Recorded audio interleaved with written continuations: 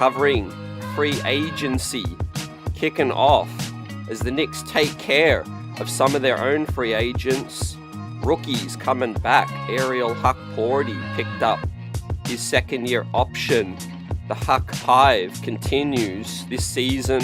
Look forward to chopping it up with y'all. Kevin McCullar Jr. has received a qualifying offer to return as well, possibly on the roster. And the two ways will go to the new rookies. Let's talk about it, guys. As the NBA free agency is heating up, LeBron James rumblings, and James Harden news as well.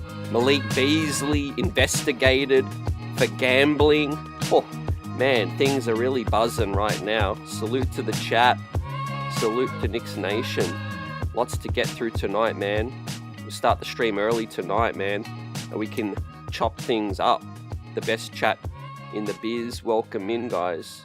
Get your comments, questions in and your buzz. We shout you guys out. Like and subscribe to the channel if you're new. Great to have you with us as always.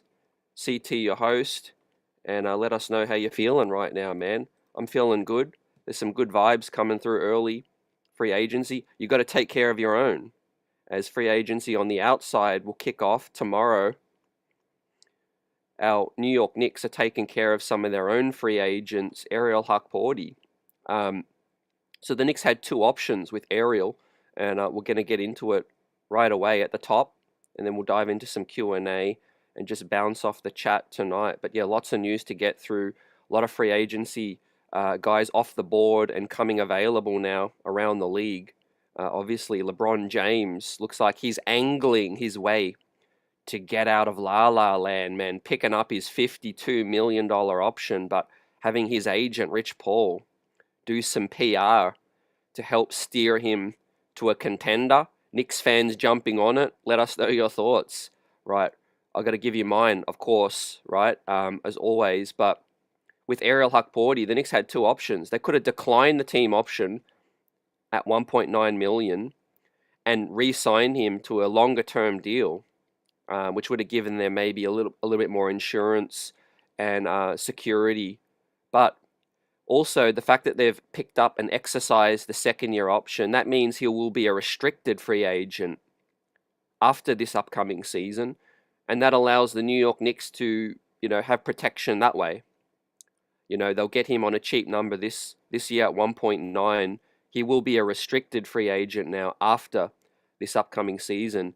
When you draft a guy in the second round, you're only able to offer them a 2-year deal. So that's the issue with the second round draft pick. The Knicks gave Hukporti a 2-year deal. They gave the second year a team option, and the Knicks have exercised that option now.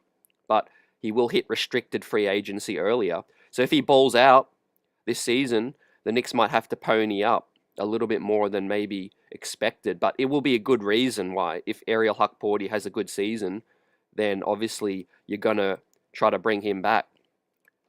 So that is the top. Great to hear that. PJ Tucker had a second-year team option. Remember, everyone flipped out when the Knicks offered him a 2-year deal, not understanding the situation that PJ had a second-year team option, and the Knicks have flexibility, and they've declined.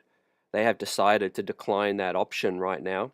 So with PJ Tucker's second-year option declined, the Knicks can bring him back at a cheaper number later in the offseason and later as the season begins. But it does look like PJ Tucker, the Knicks aren't really, putting their eggs in that basket. I'm not surprised. I did think the Knicks would decline PJ Tucker's second-year option. It didn't make much sense at $3.4 million. The Knicks just need more flexibility to add some other veterans that are younger, more athletic, could play more as well. The veteran mentorship thing is kind of good, but it's a little bit overplayed because right now we need the bodies. So, yeah, wasn't surprised, but good move overall. I like all the moves made today. There was 3 key moves. The third move coming up, Kevin McCullar Jr., man, as I predicted for y'all going back a few weeks now. I do think Kevin McCullar, the rookie year might start for him. A rookie contract might start this season as the Knicks have offered Kevin McCullar Jr. a qualifying offer now. He was on the two-way last year, so his official rookie start hasn't begun.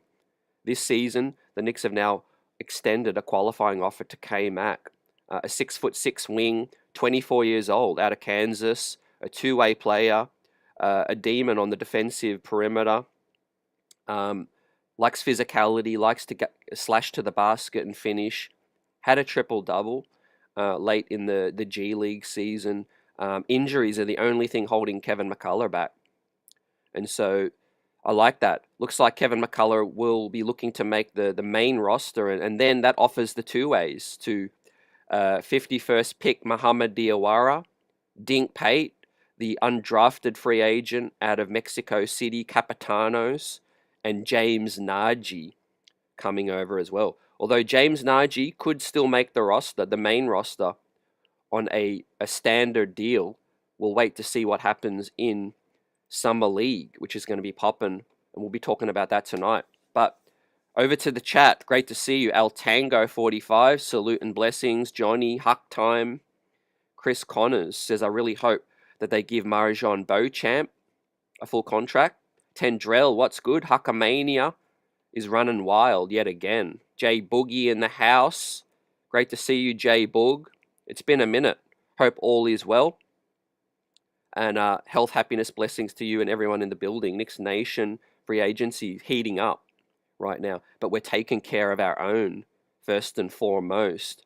Right. There's been a couple of free agents go off the board as well. We're going to hit on that. Kelly Oubre picked up his option to stay in Philly. Matisse Thybulle staying in Portland. Keon Ellis, the Sacramento Kings, picked up his option as well. And he will hit free agency after this upcoming season. Steven Adams got extended, obviously, with the Rockets as well. Let us know who you think. Who's on your mind right now? Is it LeBron James? Is it somebody else? Let us know your thoughts with that, guys. Salute to the chat. One thing I do got to qualify is I'll hit on the Marjon Beauchamp thing in a minute. Landry Shamet, he's still a free agent. I've got him on the graphic. So just to explain, I do think Landry will come back on a vet minimum deal, but that normally happens later in free agency. But I do expect that Landry will come back, at a very solid number. He was so productive, man. You don't really get safe bets in terms of a vet minimum being so productive. Landry can play defense, can shoot it. Veteran minimum, it's a no-brainer for me. Unless they got somebody else bigger lined up, I get it. But right now, we don't know what the future holds, so I'm bringing Landry Shamet back as well. We've got Susan in the building, right? And Jan, the Knicks fan, a new subscriber. Great to have you with us, man. Subscribers going up. The streets are going up. The streets are buzzing right now. Great to see you with us. On the Marjon Beauchamp thing, because that is a serious talking point right now. As Chris Connors says, I really hope they bring back Marjon Beauchamp on a full contract. Yeah, I do think the two-way timeline has ran out for Marjon because he's been in the league too long, I think, to qualify for a two-way contract now. So a decision has to be made. I think there's a chance he could come back on a vet minimum deal.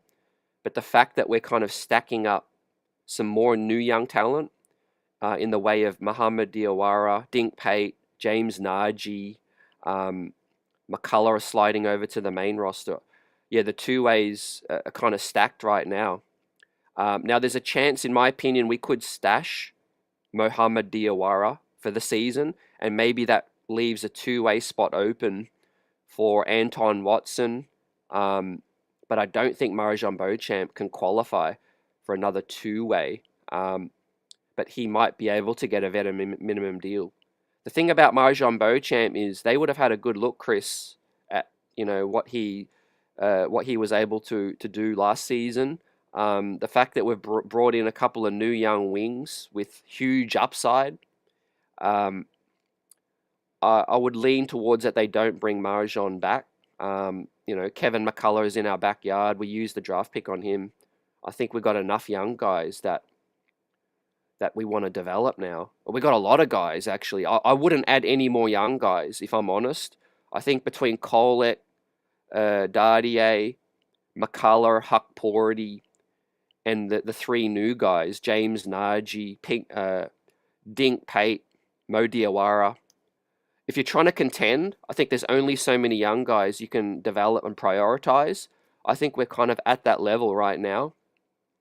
And I do think we need to complement the rest of the squad with some good veterans. Gary Trent at the very top for me. Bobby Portis just got extended for a $44 million deal. Man, I don't know what the Bucks are doing right now. Does that price out Gary Trent? Hopefully. Ian Begley's reporting that the Knicks will have interest in Al Horford, the veteran, close with Karl Anthony Towns. Maybe something comes of that. Ty Jerome does look like he's going to flee Cleveland. The fact that they've extended Sam Merrill and drafted Tyrese Proctor, man, who slipped to pick 49. I'm still ticked off about that. But a silver lining could be that Ty Jerome gets loose and the Knicks could spend the 5.7 on him. That would be a solid pickup if the money dries up in free agency.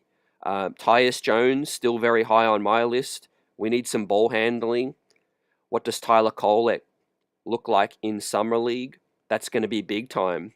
Big time. Tyler Kolek could lay down the gauntlet in Summer League and say, hey, you don't need to get a veteran ball handler. I'm ready. Yeah, he is 24 years old now. It's kind of now or never, I feel, for Tyler Kolek. So that is a close thing to monitor as well. Gershon Yabusele, Philadelphia, they're looking to maybe trade Paul George, free up some money. That'll be something to look out for as well, guys. And Mo Wagner, a big man out of Orlando, they've declined his option, so he will hit free agency. Let us know who you think, guys, we could possibly pick up. But in regards to PJ Tucker and the moves made today, I'm great with them, man. PJ Tucker, a guy who we can always bring back later, on the cheap, but you got to decline that option right now, and that it gives the Knicks the flexibility. So we're going to take a look at the current cap situation, courtesy of Yossi Goslan. Appreciate the work he's doing right now. Yossi says the Knicks cap and apron situations right now after the Ariel Hukporti move and declining PJ, assuming we keep the core together right now that we see, the Knicks will have enough room below the second apron to sign a player with the taxpayer mid-level, the $5.7 million exception. So that's good. I really think the move to give Kevin McCullar a roster spot because he was a second-round draft pick, the Knicks can retain him at a $1 million number, which is cheap. James Nagy is a possibility to get another cheap spot on the roster, and the Knicks can add a couple of veteran minimums and use the $5.7 million exception. Now, there is a lot of talk about the Knicks getting hard capped if they use that $5.7 million taxpayer. They will.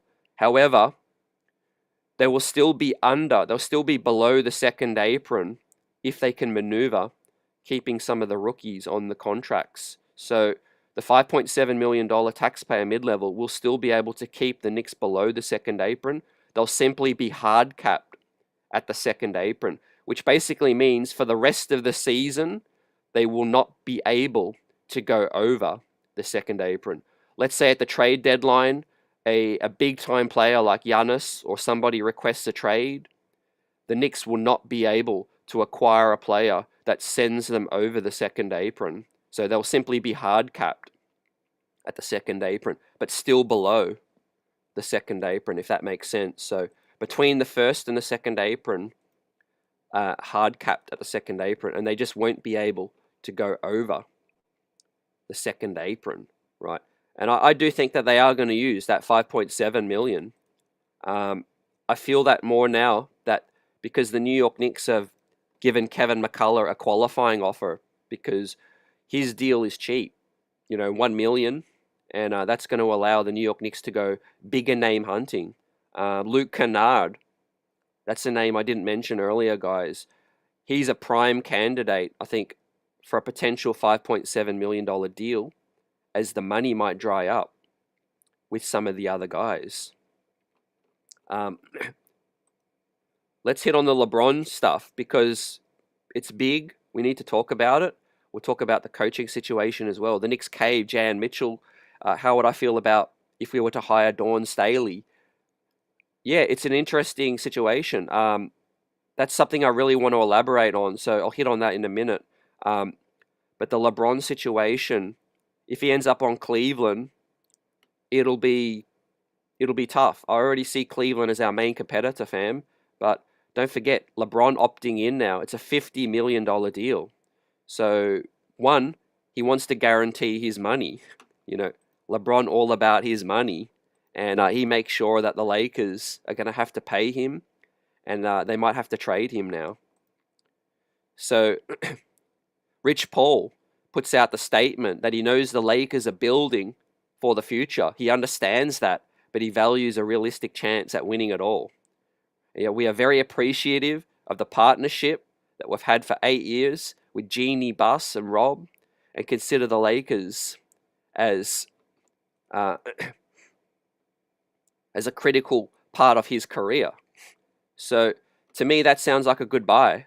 That sounds like a goodbye, but basically the reports are LeBron's sitting there, he's waiting, he's watching every single move that the Lakers are going to make, but they're building around Luka. They're building around Luka, and LeBron wants to win. He wants to compete. So I do think LeBron looks like he's angling his way. He's going to pick up his money, and he's going to force the Lakers to trade him to a place where he wants to get traded. How many teams would make that trade? The $50 million salary and the money that's going to have to match, that's not going to be easy. But teams will still do it. It's LeBron James. It's LeBron James. And he doesn't have to be the number one option no more. He doesn't have to be the second option anymore. He can play off ball. Yeah, his defense has regressed significantly, but he can still take over late in ball games.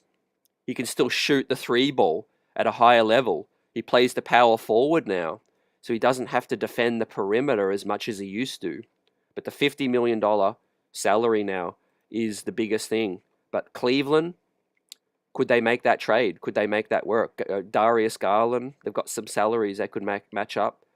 Jarrett Allen, I'm pretty sure they would send his bags packing as well. As you guys get your comments in, Michael Drake is for the LeBron situation. Eddie, great to see you as well. Dirty says LeBron ain't going to Cleveland. It'll be interesting to see how Dan Gilbert thinks about that, you know.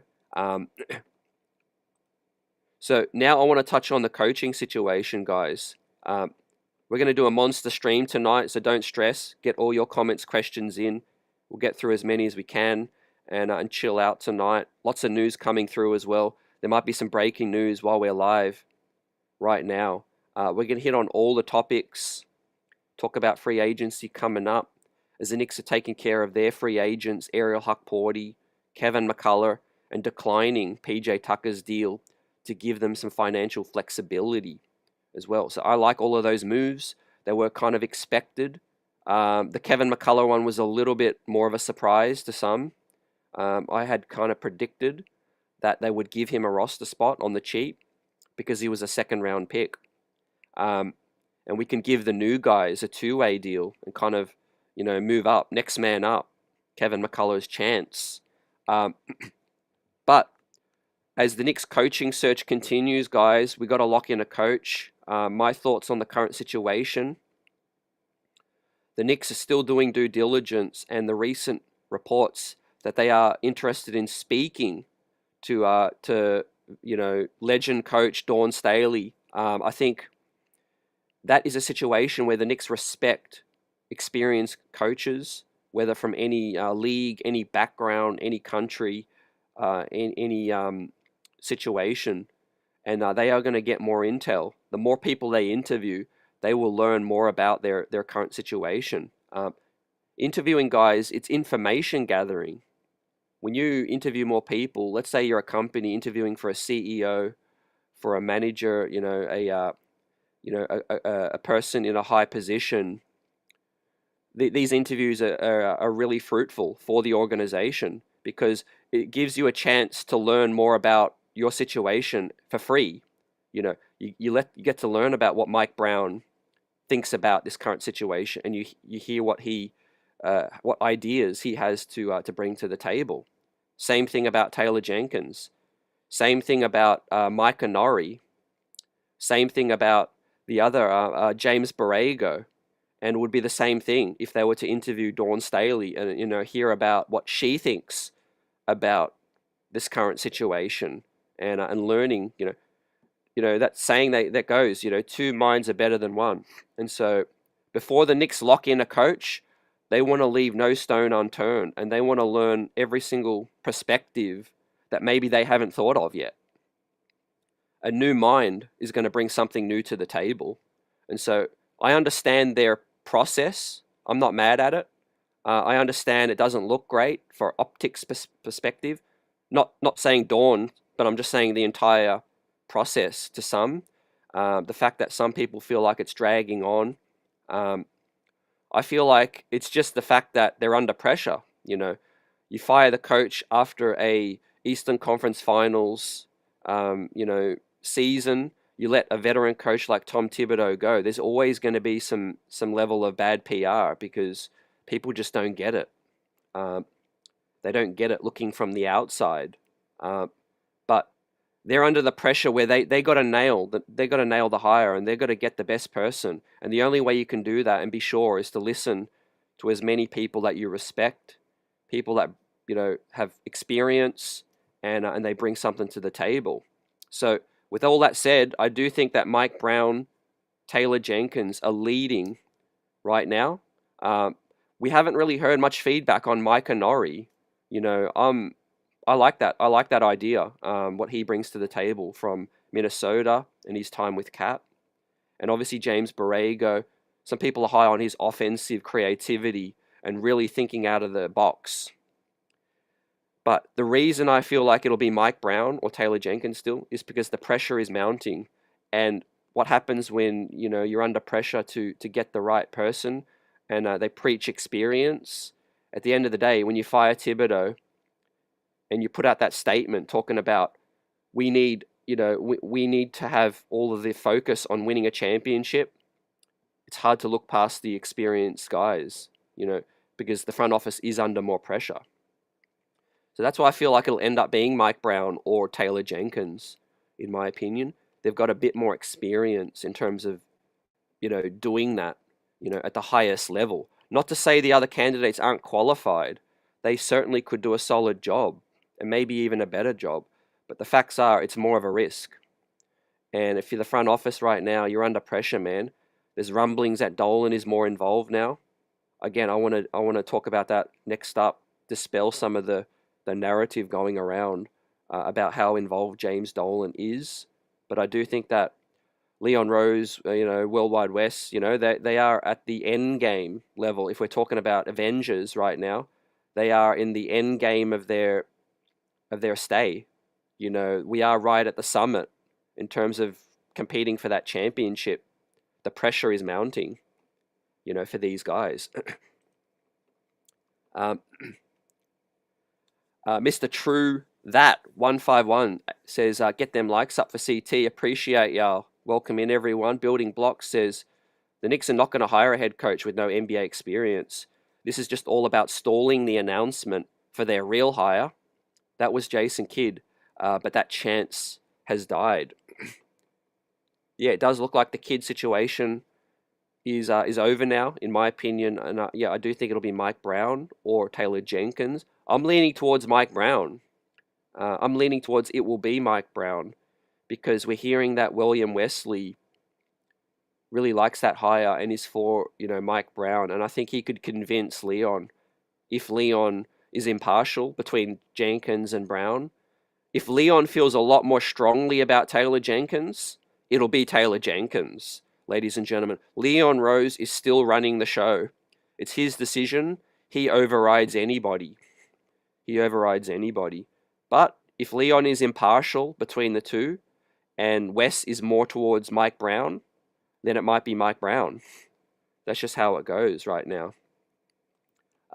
Dirty Dancer says, process is dumb. this should take a month, or this should or shouldn't take a month. Um, the thing is now we're living in a world where it's Twitter, and X, and every single interview is a story. That's what makes this silly. You got Shams getting his, impressions up, the Legion hoops and all these clicks filling their bank accounts with just every single candidate that the Knicks are interviewing. I mean, never has there been that much, coverage on a coaching hire. I mean, even when the Lakers were interviewing and hired JJ, they didn't get this level of scrutiny. It's insane right now. Um, you know, Big up to the front office. They're doing what they need to do. They will settle on someone soon. I do think they're honing in on the experience guys. Again, Mike Brown's set to do his second interview, and Taylor Jenkins set to get a second interview. We haven't heard Mike Onori get granted a second interview yet, and same with James Borrego. I think that was more of a fact-finding mission with that situation. I feel like Mike Brown is adaptable in terms of, look, he's been assistants under so many great coaches, Steve Kerr as well. He's sat in the big seat himself as well. I think it'd be a solid hire as well, but I do like Taylor Jenkins a lot too. I think that would be just a little bit more risky. Let us know your thoughts, guys. Russell says Mike Brown's no good, and Dirty Dancer wants Taylor Jenkins. Daniel says, so Mike Brown is better than Tibbs, and you're wishing Tibbs was still here. So just on the whole Dolan, Tibbs, Leon situation, Wes, I think the players had a huge part to play in this, guys. For everything I was told, with a source closer to Tibbs, dispelled kind of a Dolan decision meddling. It was William Wesley. William Wesley was the loudest for a Tibido firing. He was driving the bus, and he rallied the players, is what I'm told. He was relentless, which is what I was told as well. And look, anytime most players have some kind of issue with the head coach. And if you can rally the players to speak their piece in those interviews, Tibido was a dead man walking, The players, it's harder to... Let's say you've got just 3 players that don't want to return or play for Tibbs again, that you got 3 and you got 1 head coach. What's easier for the organization? You can't just trade 3 players, especially if they're major players. The easier thing is to let the head coach go. And I think ultimately that's what happened. Tibbs still had a lot of support among some of the veterans, but I do think from the middle of the roster down, it was one-way traffic in terms of most of them wanted, were open for a new voice and a fresh voice. So Wesley is a smart man. He rallied the voices, the players, drove the bus. Dolan, obviously, he cares. Dolan is an owner, and all of this is under his watch. He's paying the checks. He wants to see the Knicks win. At the end of the day, he's not going to get involved and meddle unless someone comes to him and say, hey, this is what's going on right now. There's a bit of player divide. You need to hear this, all of that. And then, look, Leon Rose went with the process and ultimately was supportive as well of the change. So I'm not concerned moving forward about James Dolan meddling. Is he going to get involved? Does he need to get involved in major financial decisions? Yeah, he does. Now, he's not going to sit on player interviews all the time. It's this unique situation where, again, there was a lot of player, feedback. And obviously, to let Tibido go, you just extended him less than 12 months ago. So it's a major financial decision with that one. So I want an experienced coach, guys, but I don't want to go too old school. Like, I think it was the end of the road for Tibido. He's 68 years old. I watch every single game, as most of y'all do, right? I'm not in the arena, unfortunately. Some of y'all get that opportunity. But from what I see on TV, the body language from Tibbs, he looked tired throughout a lot of the part of the season. The grind, the physical grind, mental grind, traveling, on planes every 2 days. different cities. 68. I think it was the end of the road for Tibbs. It's a ginormous task. He did a solid job this season to get the most out of the team, but he needed to be more flexible. He wasn't as collaborative, which is what the front office needs and what the front office wants, right? So that gives them an opportunity to interview and hear, the philosophy of these new coaches and how willing they are to collaborate, right? Look at all the moves Brock Aller was pulling off, to get below the second apron, bring in different talents, send Jericho Sims out and bring in DeLon Wright so he can get played. Draft guys like Hukporti to be given an opportunity. Draft Tyler Kolek, early in the second round so that he can get an opportunity. All of these things matter, man, as the organization needs to, capitalize on this window right now. And it's a very possibly small window that the Knicks have to capitalize. So there's never any guarantees in life, but they feel like a new coach and a new vision could get the most out of this squad to get us to that next level, right? And so that is that. Let's take a look around the league and let's see what's happening with some of these other possible free agent names, guys. As we keep it buzzing in the building. Salute to everyone in the chat. I see you. Keep the comments, questions coming through. As I said before, Bobby Portis set to sign a $44 million deal with the Milwaukee Bucks. How do y'all feel about that? Rick Brunson's going to stay, from what I heard. That's no surprise to me. I could see Mikal Bridges playing off the bench a little bit more. I think the Knicks are in a position, though, where they need extra size.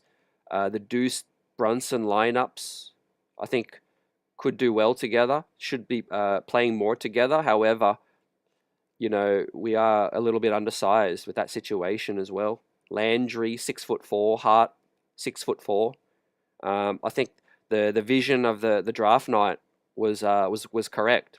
Bring in these wings. Some of them might take a couple of years to cook, but positional size is big time with Muhammad Diawara, Dink Pate, and some ball handling with these guys. So yeah, you guys are cooking in the building. JM3 says, I'm going to go with Jenkins. Yeah, that'd be a great hire. I think he was given a raw deal in Memphis, and he was getting a lot out of a roster that, wasn't as experienced, and he overachieved with that one. Mets Knicks wants Rick Pitino. That's turning back the clock with that situation. Yep. Daniel says blames Tibbs. Dirty says, I thought our draft was a joke, not even trying to find real NBA guys. I think it makes sense for me now because of the cap situations. There's only so many young guys, and they've got Kevin McCullar now, and I think the decision's been made that they want to give him a real roster spot. You got Dardier, you've got Kolek, you got Hukporti.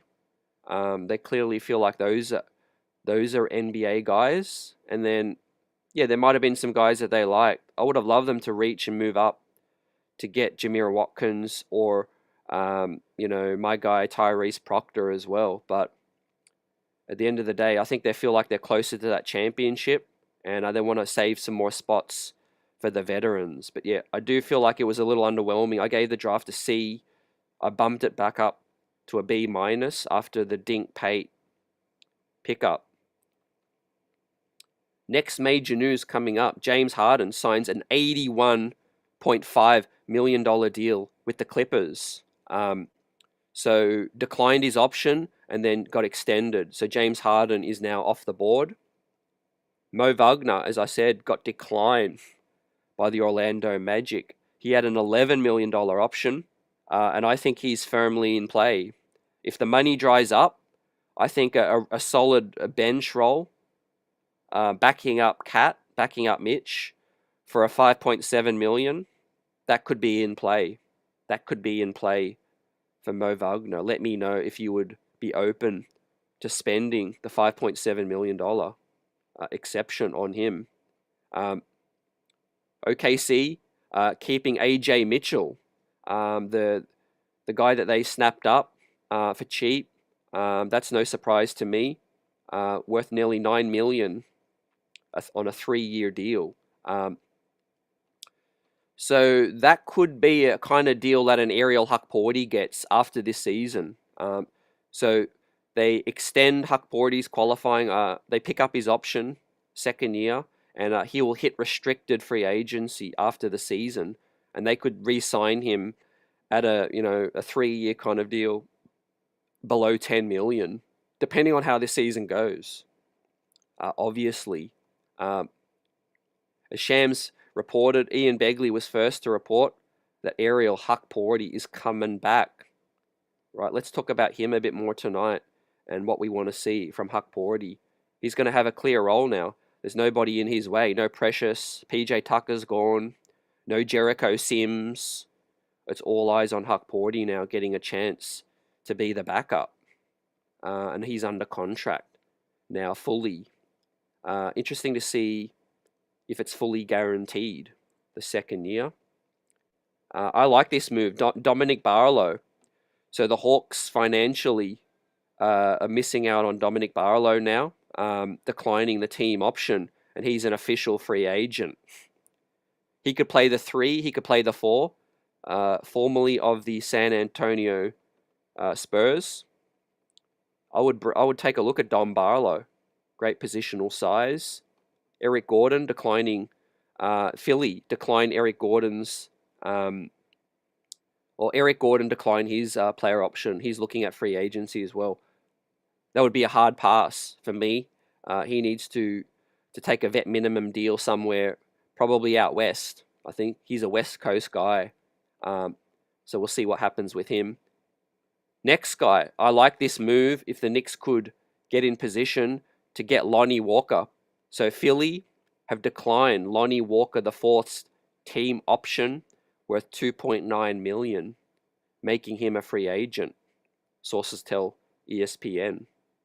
Walker averaged 12.3 points in 23 minutes, shot 35.4% from downtown in 20 games for the Sixers last season. What are your thoughts on a Lonnie Walker pickup, fam? Assuming some of our top targets go off the board, like a Gary Trent, Luke Kennard, a Ty Jerome, Tyus Jones, we'll see what plays out. But I think Lonnie Walker, man, we need a 2-guard. We need a guy that can create a shot. We need a guy that can give some scoring punch off the bench. And at possibly a minimum, maybe we could use half of the taxpayer mid-level. Guy that shoots 35% from downtown. 12 points, 23 minutes is productive. So that's very productive, fam. So I would take a look at Lonnie Walker the 4th. He's someone that I would look at. Before we move on, let's just check out what y'all saying. Creative Lou says we need guard play off the bench. Yeah. What are your thoughts on Lonnie Walker? Ty Jerome. Looks like he's going to flee Cleveland. Every year, guys, someone gets priced out. Some free agent will get priced out of the market, and they'll have to take a minimum. And then they look at situation. They look at city. They look at is the team a contender? They look at is one of their buddies on the roster. They'll look at the head coach. There's no Tibido now. This is going to be a very interesting offseason free agency to see if the Knicks can land a bigger name on a cheaper contract. Fam. If we can add a Luke Kennard, Ty Jerome, or Gary Trent, I'll tip my cap. That's an upgrade. That's an upgrade over Landry or Campaign. If you want to keep Landry coming back.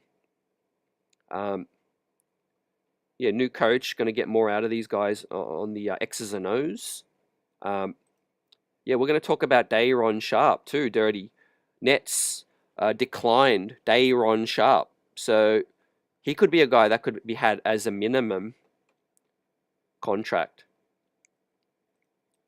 Dennis Schroeder as well. Look like he's going to become available, fam, but I think he'll have a pretty robust market, Jimmy, but I like the shout.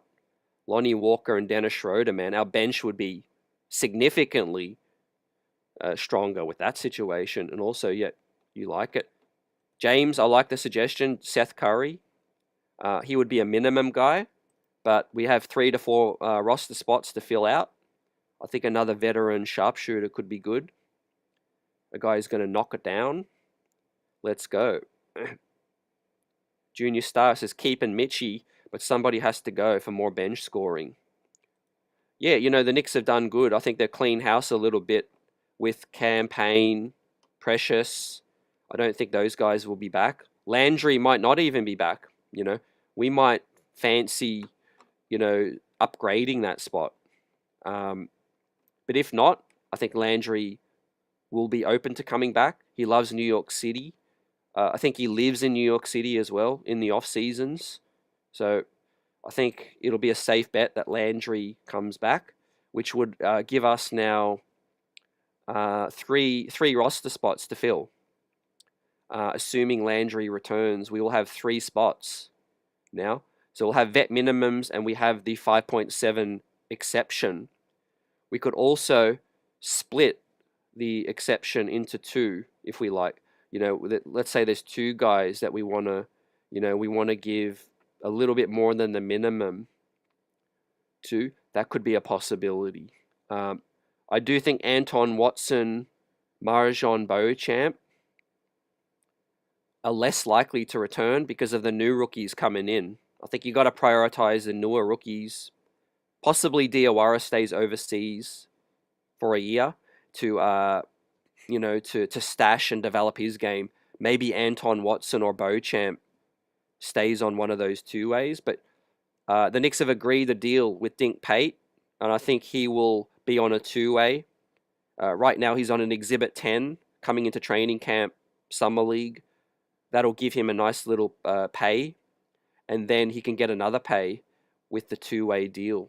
I think James Nagy is all but guaranteed to be on a 2-way at the minimum. If he balls out, James Nagy might make the squad, the main squad. Some interesting names to look out for, guys. 3 roster spots. Creative Lou likes Tyus Jones. Colin Sexton news, we'll talk about that in a minute.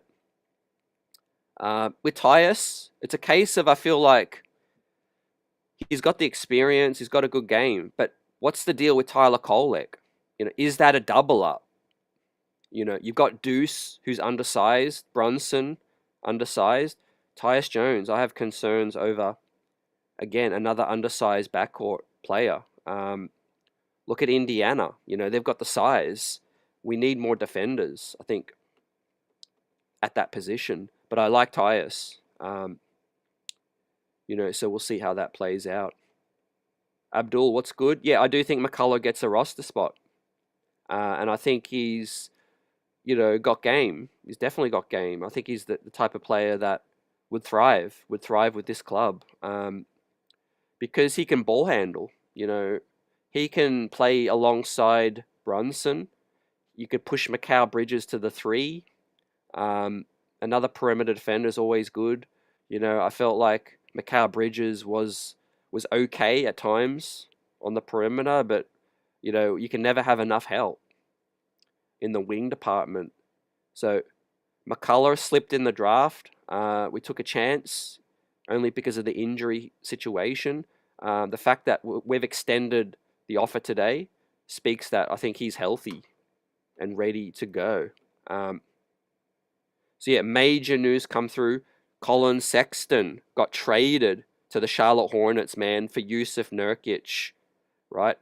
And a 2030 second round pick to the Charlotte Hornets as well. So this is confounding, man. What are the Jazz doing? My opinion is that the Jazz are looking to get bad. They're looking to get worse. Sexton, they were happy to get off the money. Maybe the market was tricky because he's earning $18 million. And let's face it, Colin Sexton is a bench player right now. If you're competing for a chip. I don't know if Colin Sexton's a guy you're going to have in your starting lineup. And so then you got to ask yourself, is $18 million for a player coming off the bench, if you're contending, is that a wise move? So I think the trade market wasn't great for Colin Sexton, but yeah, Utah, they're selling cheap. Yusuf Nurkic might be a guy that they can waive. Maybe he's going to be a free agent, and it's a salary dump for Colin Sexton. What do y'all think about it? I mean, I wouldn't have given up a real asset, to be honest. I know some of y'all would have traded Hart for Sexton. Maybe some of y'all would have traded Mitch. Like I said, look at Utah. They're not taking Josh Hart. Utah's trying to get young. They're trying to get bad. Or they're trying to stay bad. They're all in on the next lottery talent. Danny Ainge just wants to continue to tank and stay bad. So yeah, very, very confusing situation with that trade, but I kind of feel like they're just doing it to stay bad. Also, former New York Knick Julius Randle is returning to the Twin Cities, Minnesota. Extended a $100 million 3-year deal. That's kind of the number that Bobby Marks put out there, when he was, talking to, was he on Knicks Film School? I think he was talking to them earlier. He spoke on that number, and I felt like, yeah, it's correct. I think the market was tricky for Julius. I think he likes it in Minnesota. I think his wife, family, feel comfortable now. And I think it's a solid deal for Minnesota. Western Conference finalists, they want to keep it together, add some depth, just like the New York Knicks, and bring it back. So Julius, not going to hit free agency. He's staying in Minnesota. Nothing about Dante yet. Dante coming into his 3rd year of the 4-year deal. So keep an eye out on that as the free agency and the regular season goes. Dante DiVincenzo, man, on a very friendly deal. I think he's on like $13, $14 million full mid-level. Now, this is something to look out for. The Miami Heat, God knows what they are doing right now. They're stuck in purgatory.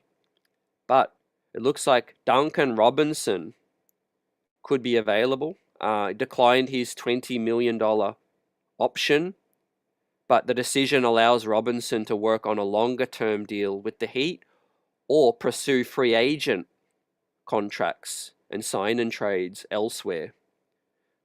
For me, it all depends on what number you could get.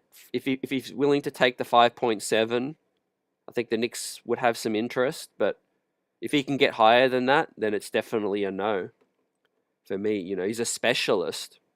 Can't play defense, but obviously he's lights out with shooting.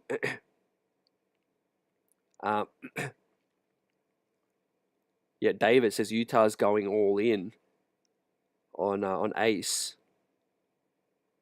Proven scorers off the bench are always good, no doubt.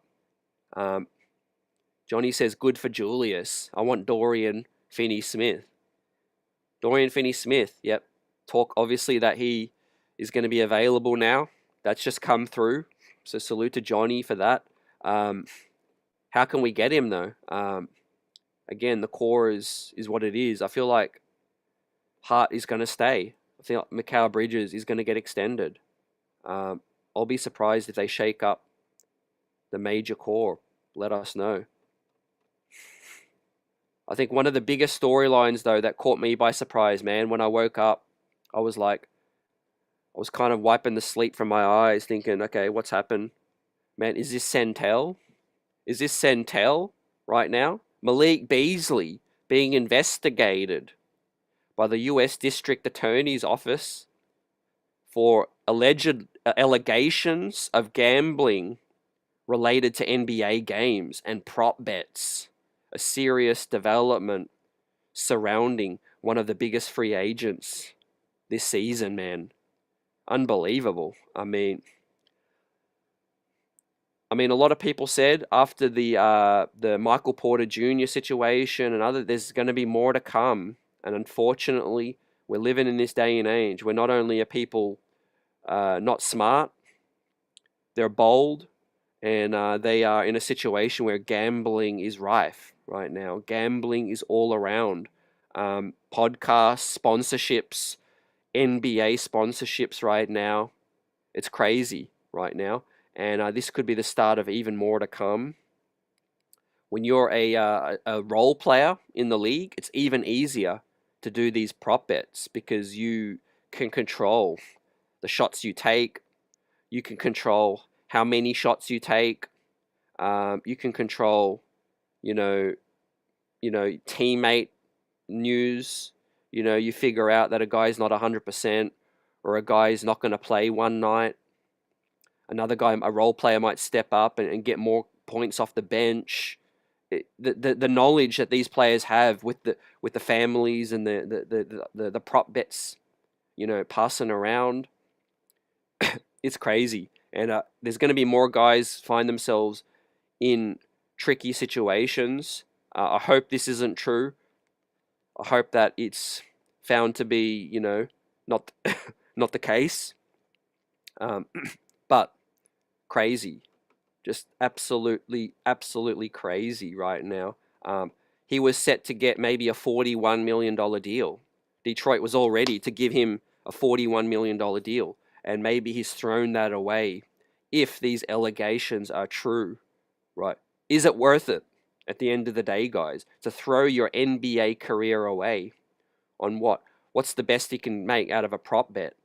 He sacrificed possibly his free agent deal, which is absolutely crazy. Harlem World, Randle got 3 years, 3 years, 100. I think that's a pretty friendly team deal because he ain't going to be too old either. I see a lot of people recycle the final play of the Knicks Pistons series too, when Malik Beasley fumbled the basketball out of bounds, man. It asks, it begs the question, like, when you see these reports, every play got to be under scrutiny right now.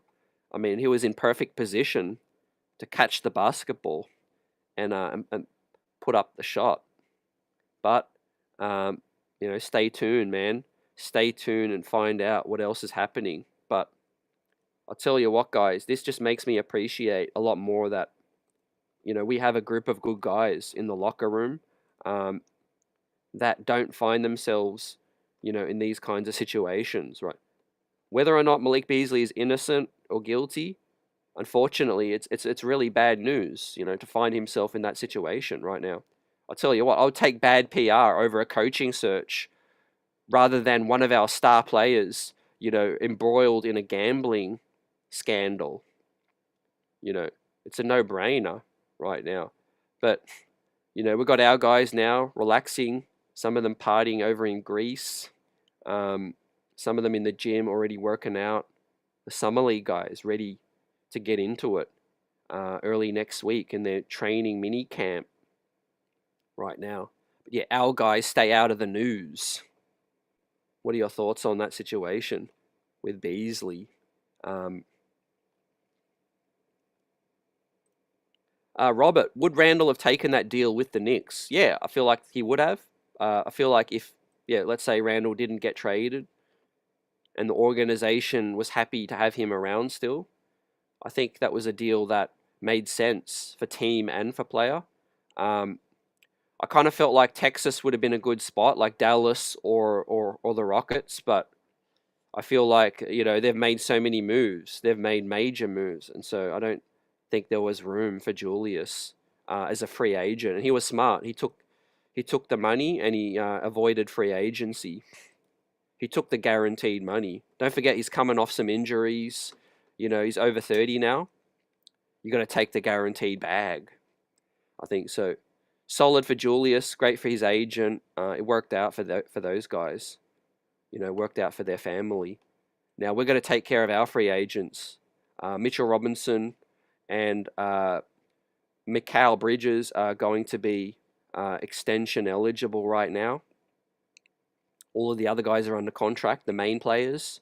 We wait to see what happens with that.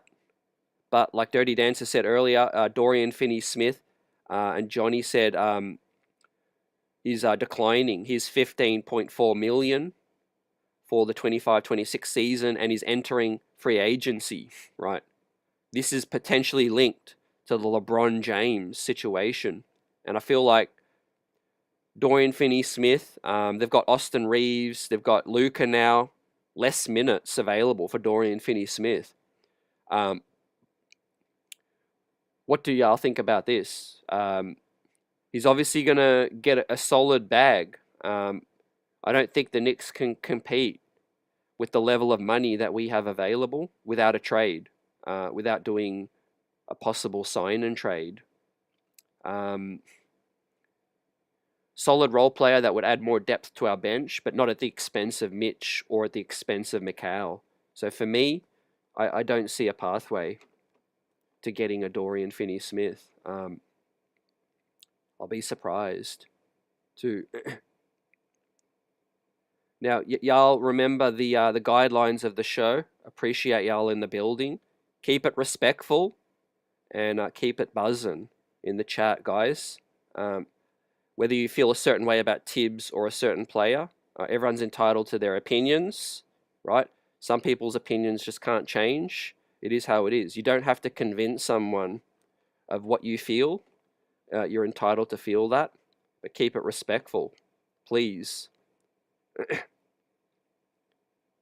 Yeah, Darren, Malik Beasley, I think, hopefully hasn't, but might have cost him that bag right now. But look, it's going to make Detroit weaker. Dennis Schroeder, I think, is going to be out of there. I think Tim Hardaway will be gone as well. So lots of work to do for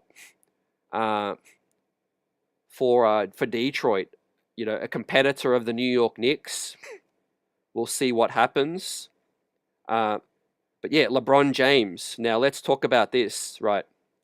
Some video has leaked about LeBron James talking at a restaurant in New York City. A lot of people are asking, why is LeBron in New York City? Apparently, he was a guest at Fanatics Fest, from what I heard. But at the end of the day, LeBron looks like he is wanting to put himself in the best situation to compete, but he wants every single dollar. So he's opt-in to the $50 million deal with LA, right? But he'll hit free agency. Obviously, he's doing the year-by-year deal. And there was a video that surfaced saying LeBron speaking off the cuff, talking about looking at options, possibly looking at a New York City, right? Could this be another leverage play, another situation that I'm not willing to get invested in when it comes to LeBron James? What is this going to be? Like the 50th time that he's done this? You know, is this a situation where he's just trying to force the Lakers to make certain moves? Or is he really serious about going to the East Coast where he can pull off that 5th championship, where he can potentially win and tie Michael Jordan's 6th championship if he plays for another season after this one? I do think he'll be trying to win 6 championships. And I think he'll look at the West and say, look, they got Luka. They just don't have the pieces right now, man. So he's older, obviously, maybe willing to accept a lesser role. But yeah, I do think there's a legitimate chance he's looking to get to the East. And it might not be the New York Knicks. It might be Cleveland. It might be the Milwaukee Bucks. It might be the Brooklyn Nets with Giannis. You know, there's teams that can put together packages and get LeBron together with Giannis. You know? So it's interesting. I know Golden State's trying to get aggressive right now to pair somebody with Steph. But guess what? I got bad news for Golden State, man. The West is loaded. So I don't know if I don't think anyone's too interested in leaving the East to go to the West. I think it's going to be the other way around.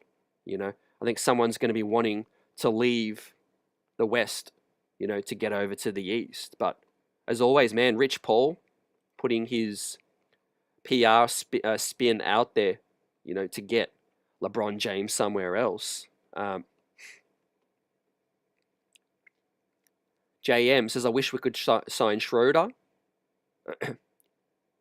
And Shirley says, let LeBron stay in LA. Yeah, I agree. I'm not looking to bring LeBron in.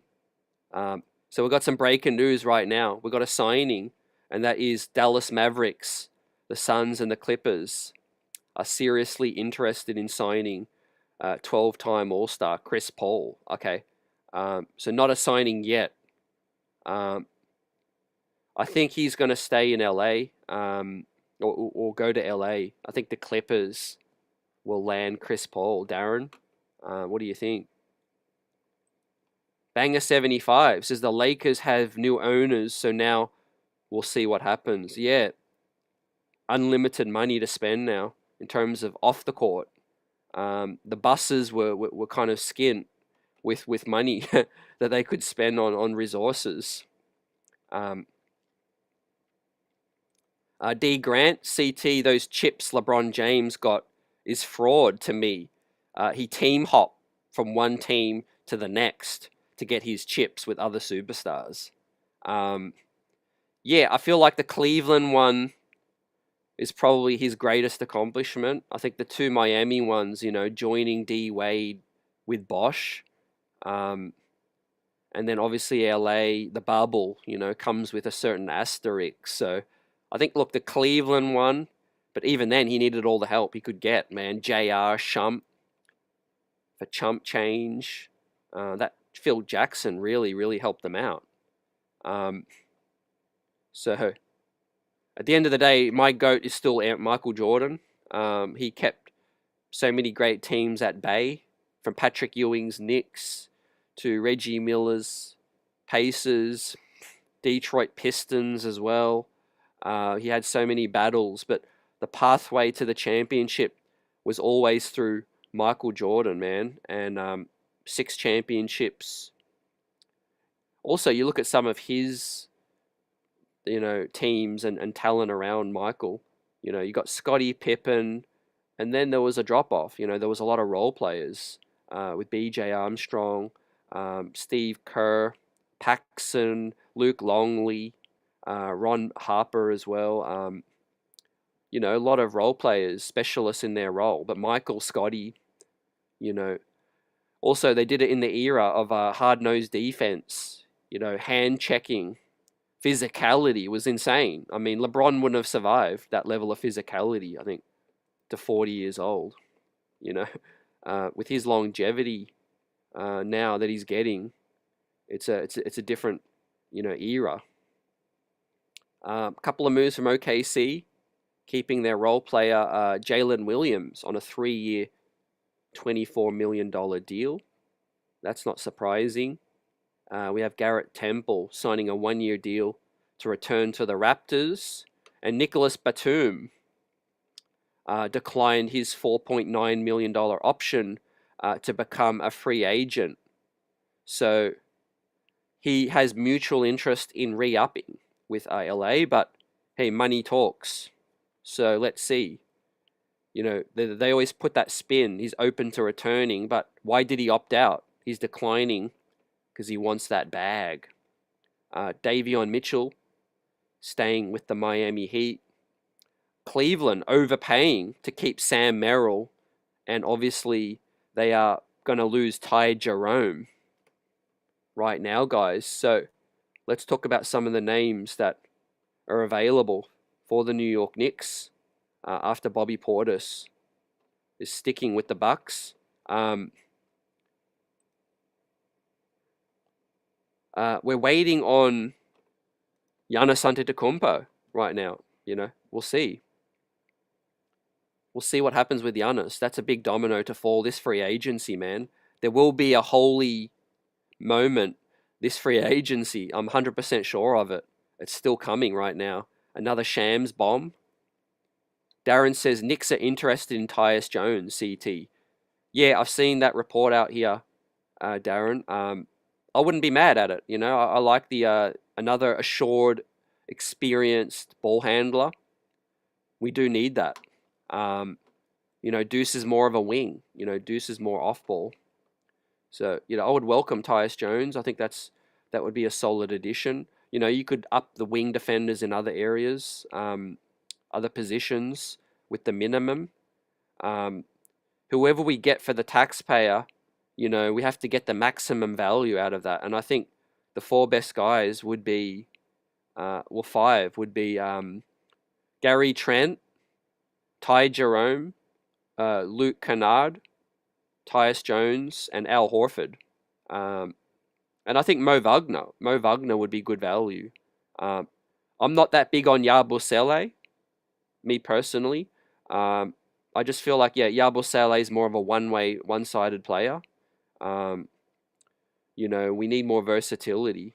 He can score, but I think we need more versatility in terms of being a two-way guy. So that's my feelings on Yabusele. A little undersized as well.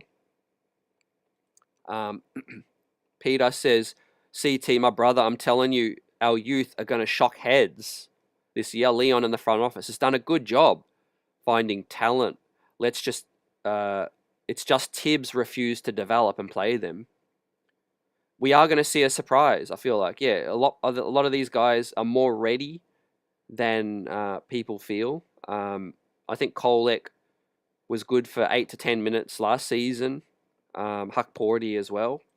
I think Dardier, this could be a year that he takes a bigger step up with age, summer league experience. And yeah, Kevin McCullar, welcome to the squad. Extended a qualifying offer to Kevin McCullar, so they like what they see. According to Draft Scouts, Kevin McCullar was going to get drafted early in the second round last year, but suffered the knee injury, and the Knicks, were patient. The Knicks expressed patience with Kevin McCullar and say, you know what, we're going to draft you with the 56th pick. We're going to bring you in and let you get healthy, let you, get your body right, and then we're gonna bring you in, and that's exactly what they've done now. A two-way deal last year, and now making the real squad. It appears so. Neymar says, I don't think Giannis will stay back with the Bucks. I then think the Knicks will get very aggressive. Yeah, I think they will get aggressive. You got to. If Giannis puts it out there that he's available, you go for it. There's no time to wait. I just don't know if Giannis is going to ask out. He really values the one team legacy. David says, I like Yabusele over Al Horford. I could see that. A younger guy. I think he could be more productive than Al Horford. To be honest, I didn't watch enough Philly games, so happy to defer to anybody who watched a lot more of Yabusele than me. I know he had a hell of a last year, a great Olympics, and he had a great season with that situation. So yeah, let me just do some moderation in the building. Like I said, guys, got to be respectful and keep the language clean in the chat. Daniel says the ball was moving, just comes right back to Cat. Yeah, trust in your teammates. That word trust doesn't get spoken of enough to win a championship, right? Ain't nobody wins a championship without trusting their teammates. And that's what you got to respect LeBron. Well, that's what I respect about LeBron. He's a facilitator as well as a guy that could take over, and I think Jalen Brunson can improve at that. He can get better at that. Trusting your teammates. He could be more of a decoy as well. So yeah, ecstatic with the Hukporti re-signing. I like the Kevin McCullar re-signing too. And PJ Tucker, I'm not going to lose any sleep if he's no longer here. I think Campaign, Pressatua, those guys will be looking for minimum deals later in free agency. I do think Landry Shamet will probably have to wait until later in free agency, but I think, there'll be constant dialogue between the Knicks and Landry's agent. And we could be like, you know what, go out there, explore what you can get, but we have interest in bringing you back. That's how it plays out. Rasul says Schroeder is a good backup point guard. Yep. Most definitely. I think he's going to get a solid deal somewhere. But, man, I feel like Dennis Schroeder needs to fire his agent, man. Remember he lost that huge bag? What was he going to get, like a 70 or $80 million deal with Dallas? And he fumbled that bag. And then he's still bouncing around. He's been on like 8 teams, still on like, year-to-year contracts. That's crazy for a guy like Dennis Schroeder, man. That guy should be locked down to a 4 or 5 year deal for 20, 30 million. Something like some guaranteed deal. He should fire his agent, man.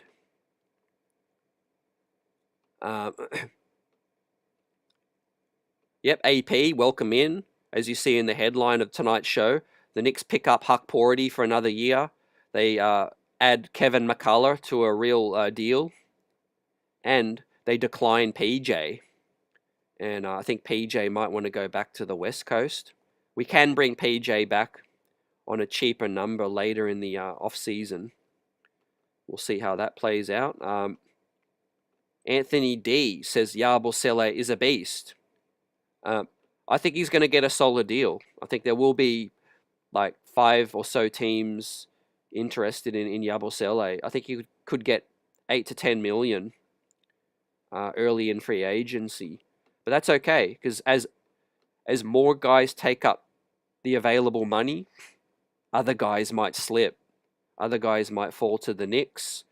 Like I said, there's only so much money out there, with a lot of teams with fully, they're fully capped. And so later in free agency, as the dominoes start to fall, the Knicks could be in position with the attractive market, a contending team with a new coach, and a team ready to get to the finals. That's going to be very appealing to a guy hoping to parlay, maybe a 1-year stop into a major deal. Now, my, pie in the sky is a Gary Trent, but unfortunately, last year was his prove it deal, and he proved it, with Milwaukee. So I think Gary Trent took the minimum. He's definitely looking to parlay this free agency into a secure bag. If he can't get that, then I'll be surprised, and he should fire his agent.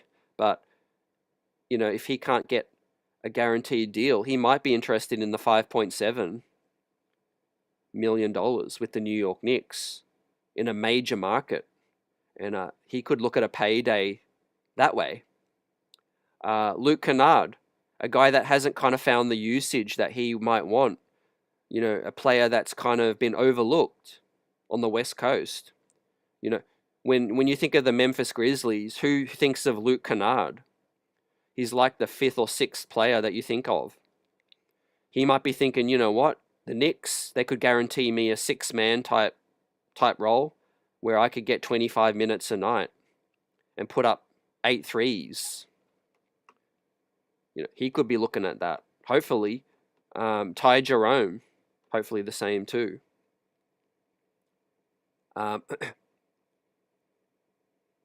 Jay says trade Cat for depth. That's going to be a tough trade to pull off, man. I don't know if the Knicks front office will trade an All-NBA guy just for depth pieces.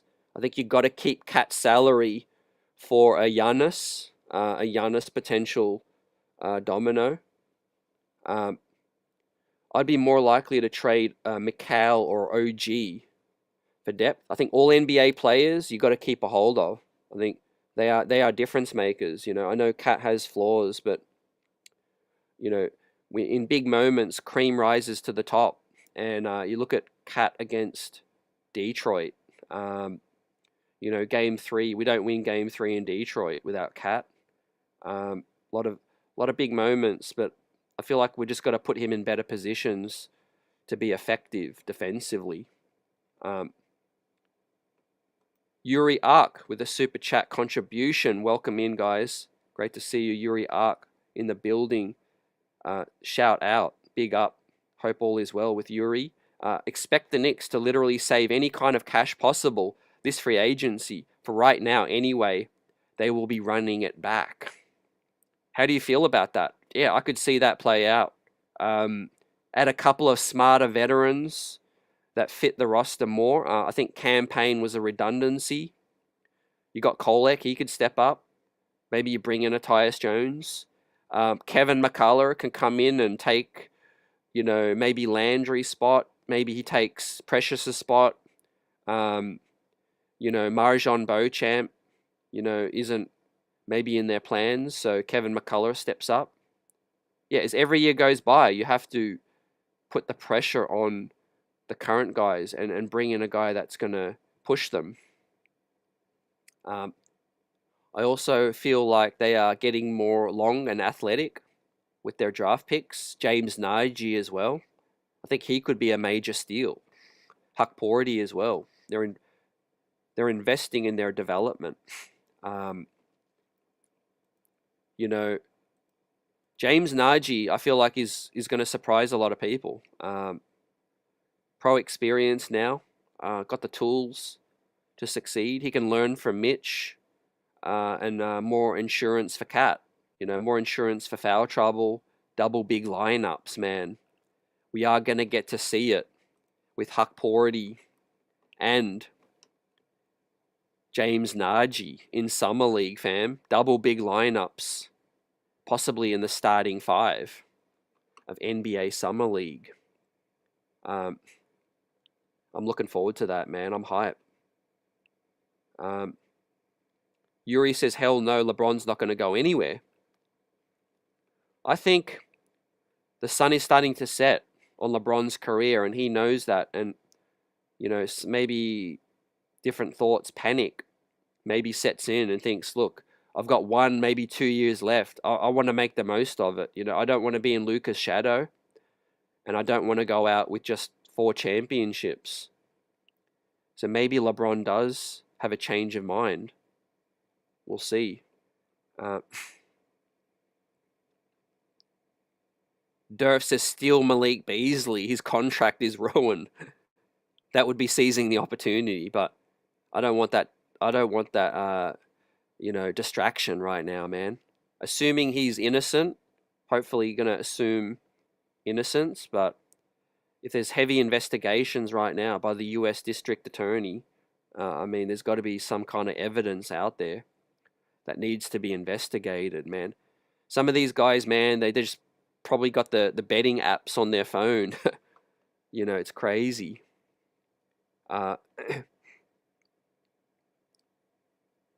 Run it back, says Renee Harris, and strengthen the bench with another guard.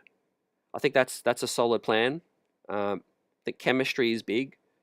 You could use a lot of examples, guys. Boston lost the NBA Finals before they bounced back and won it. They brought the core back together. It was a learning experience. The Denver Nuggets, they lost in the NBA Finals as well, and ran it back, and ended up winning. Right. Sometimes you got to keep these guys hungry and just keep it together for a little bit. Not for too long, but maybe another year. Add the depth around the guys.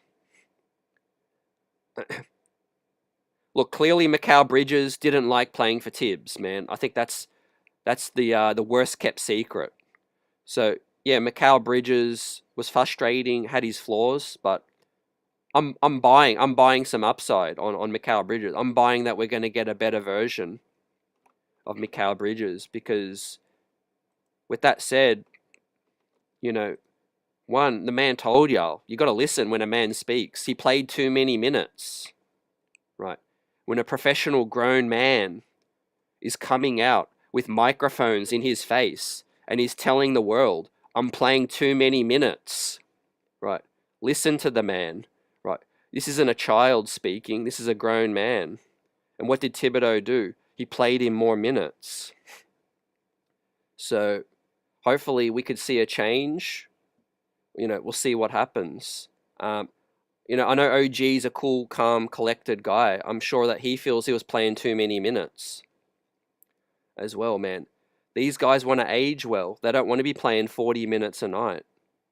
And so, I see the vision with these backup wings. Kevin McCullar coming in. Hopefully we can get another veteran wing. I would get Lonnie Walker in here because I think he can defend. He could play two ways. So yeah, this could be the starting lineup opening night with the double big lineups. What do y'all think? Look, fading away on Hallie was crazy, most definitely. But I think tired legs played a part too. Don't forget, it was a long season, guys. 100+ games, right? With the minutes toll that Tibido put on these guys, man. They gave us their all in the playoffs, man. X's and O's wise, I think we could have done a hell of a lot better with Tibido and the coaching and the late game executions against Indiana. But as for what these guys did on the court, man, they laid it all out there. They gave you all their heart and everything to come back from 20-point deficits 4 times. That's crazy. They never gave up. They never gave up. Unfortunately, the game that we were ahead against Indiana, they weren't able to finish to run past the finish line. They ran out of juice.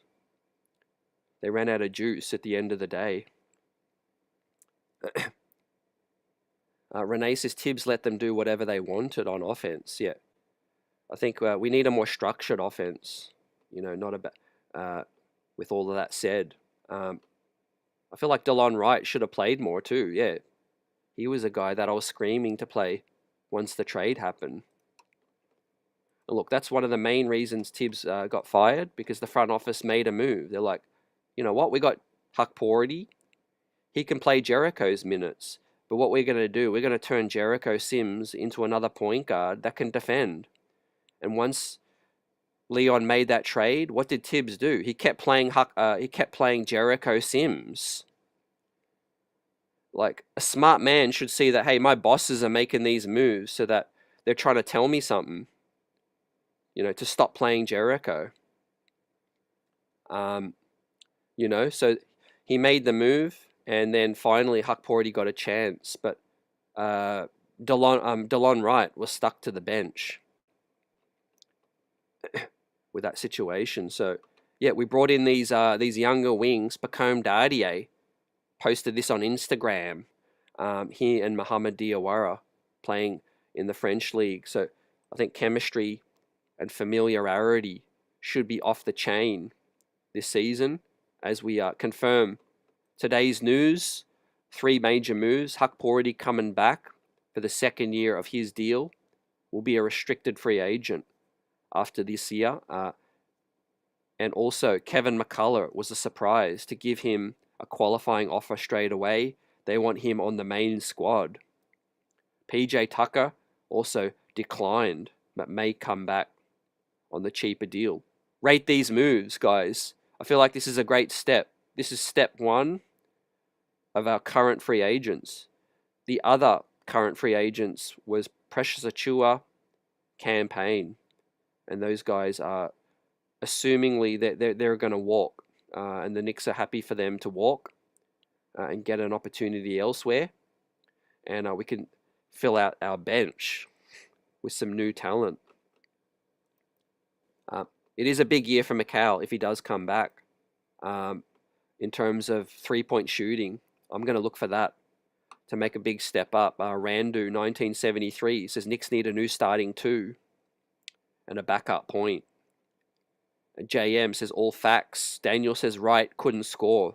Offense wasn't a problem. Late game execution was a tough situation.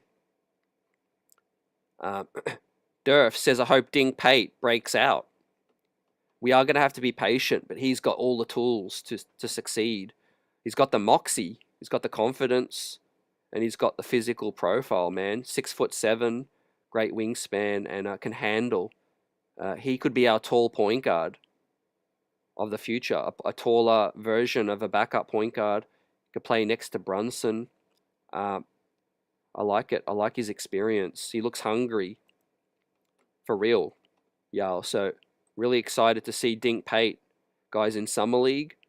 Just to confirm, Summer League schedule is now out.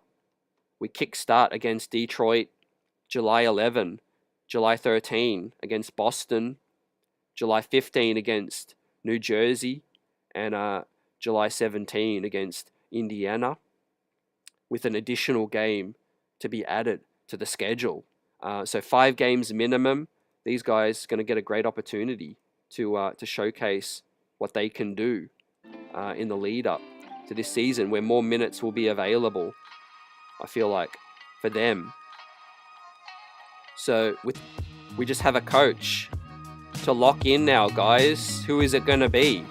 As free agency is getting ready to kick off, where the Knicks can talk to outside free agents now, coming up.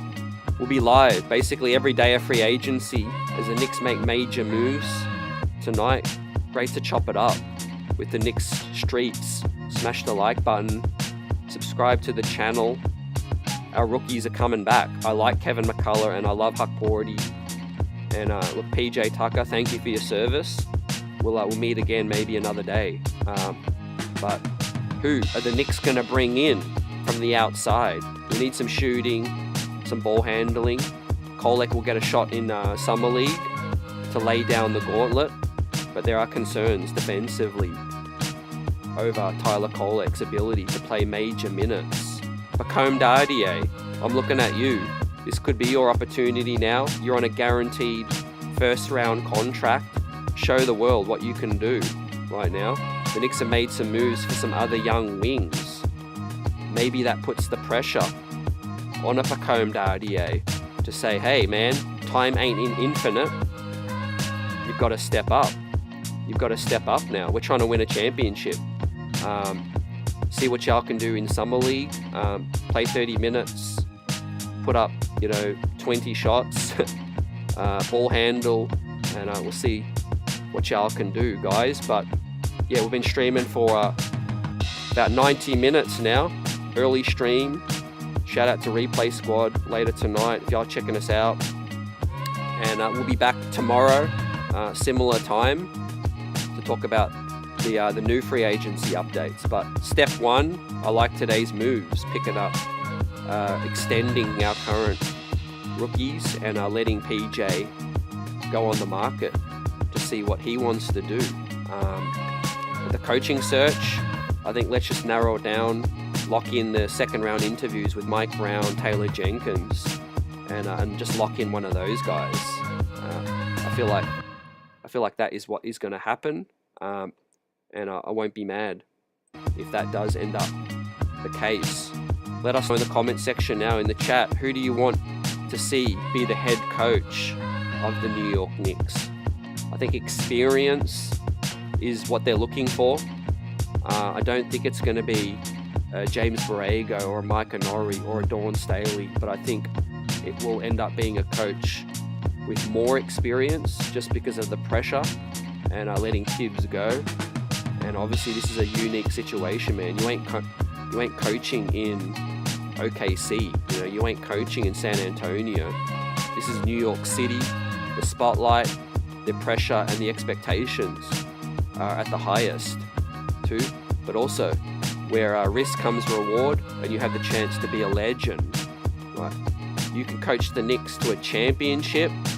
It'll supersede any championship that you can get at any of your former predecessors, and stops. So I like the people that put their hand up to take on an opportunity with high expectations, man. We've got a squad, and you have a great chance to win in the East. No Halliburton, no Jason Tatum next season. You got Cleveland tripping and stumbling on their own feet. let's see what happens next year, man. There's going to be a ton of pressure on Cleveland next season, right? They can't afford to flame out again. That's why they're getting aggressive with this situation. Jimmy says Summer League will be exciting, and yeah, look forward to it. D. Grant says I like Taylor Jenkins. Russell wants Avery Johnson, a coach. His name hasn't been mentioned right now, and Johnny Bryant's name hasn't been mentioned much either. So that's going to be interesting to see if Johnny Bryant at least gets an interview. We haven't heard any reports, so we'll see. We'll break that down if that happens. But salute to everyone. Peace up, big up, and we'll see you tomorrow. Peace.